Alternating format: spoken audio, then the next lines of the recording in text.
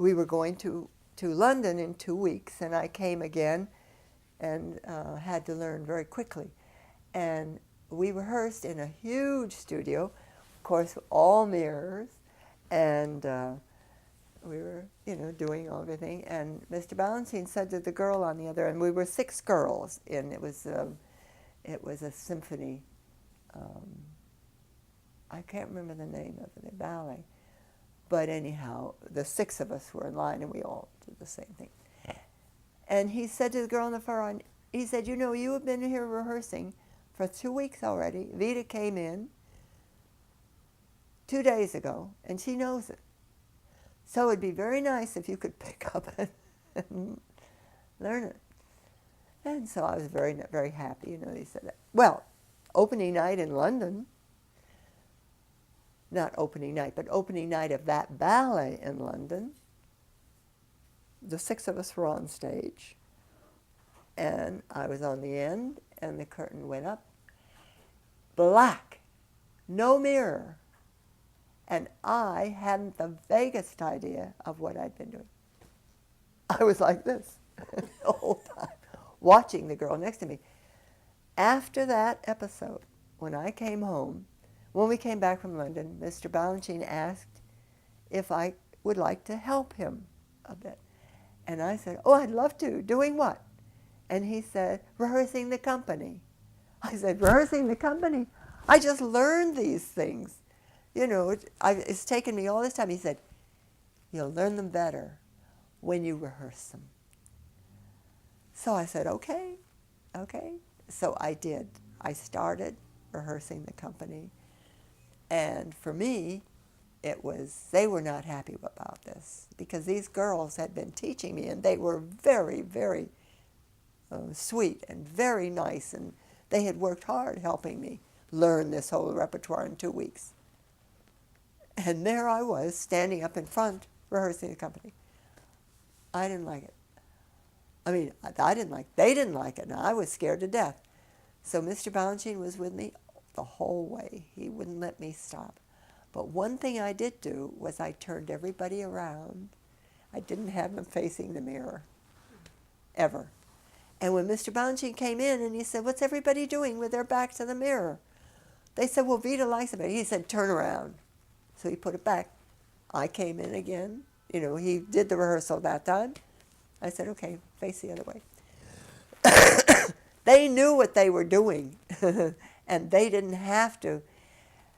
This is one thing I felt about the performance last night, especially with one girl who was a beautiful dancer, but she was constantly, her head never moved. There was no bending, there was no looking at other people. She was, and I noticed it immediately, and I thought to myself, they have to rehearse, turn around, and rehearse so they can bend. Another story was when I was coming on a Sunday. We had matinee and evening, Saturday and Sunday. And I get there early to make sure everybody's there and what they're doing. And I came in, it must have been, the matinee was 2, I must have been there about 12. And one of the girls came on, she said, Mr. Balanchine's been looking all over for you. He wants you right away, right away. I said, well, where is he? She said, on stage. So I went on stage, and he was sitting there, and very calm, and I said, hi, Mr. B, what's up? And he said, I want you to do Maria's part in Baiser la Fée. I said, Mr. Balanchine, you've got all these ballerinas around here. He said, you're the only one that can learn it fast enough. He said, well, what do you want to do? Do you want to put on your makeup first or get dressed? So, or learn the part? So I said, I think I'll learn the part first. So I went up and put practice clothes on, and he went through it. Maria was sitting there too. She helped me. But I'd seen it an awful lot, so I knew, what was going on. So I had a moment free just before I said, we went through it. Kopeikin came down, the pianist, and he went through it with me. It wasn't that much, but Maria was so tremendous in that part. She was just so wonderful. So I thought, the best thing I'll do the best I can. So I did, and what they hadn't told me about was a spot. I told his fortune and everything. I go, whoa, like this, and the spotlight came on, and I was absolutely. But I threw myself. I had to do jumps and jumps and jumps, turn, turn, turn, turn. All I had to make sure that I didn't go off the stage, because that light, I couldn't stand it. So anyhow, I went off. That was fine, and he said, okay. He said, you can keep it. I said, I can keep it? I said, well, aren't you going to teach it to somebody else? He said, no, you were good. He said, you threw yourself all over that stage. I said, I know, but could they take the spot off? He said, no, you learn to lose the spot, So I did. So I had some reviews, which were rather good. It was funny because they all said, in there for Maria Talchi.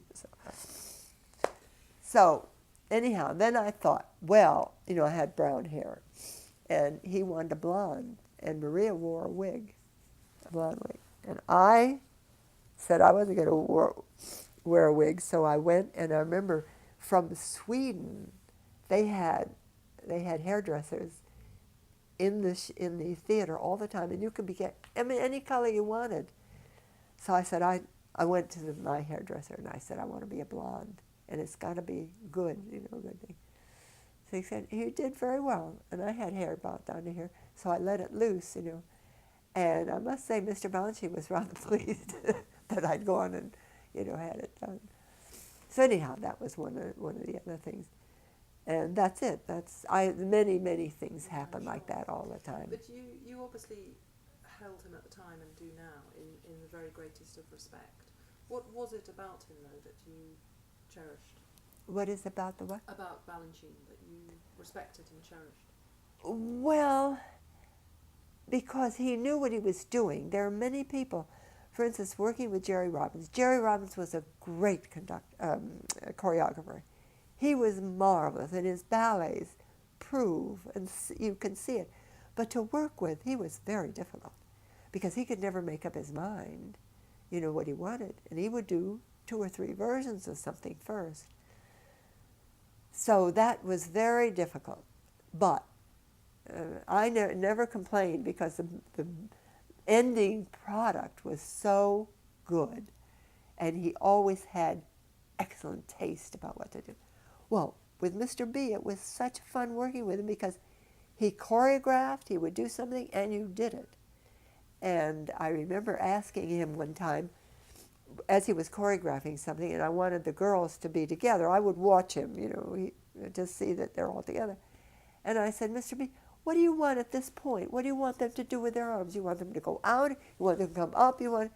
He said, anyway, just dance, how they feel. Well, most of them had been doing this, but, you can go this, you can go up, you can go, this way. So he said, just just dance.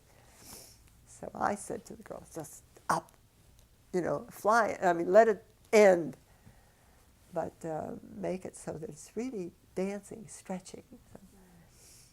Because you can't have it this way. He doesn't want that. He wants them to dance and to fly. So it was interesting working with him, and he was always quiet. He never raised his voice. And he was always respectful of the dancers. Sometimes people would get, other choreographers would say things that weren't kind. Even though he had very particular ideas of who he wanted. That's right, exactly. I heard once that he said, ballet is woman. Ballet is woman, right. That was his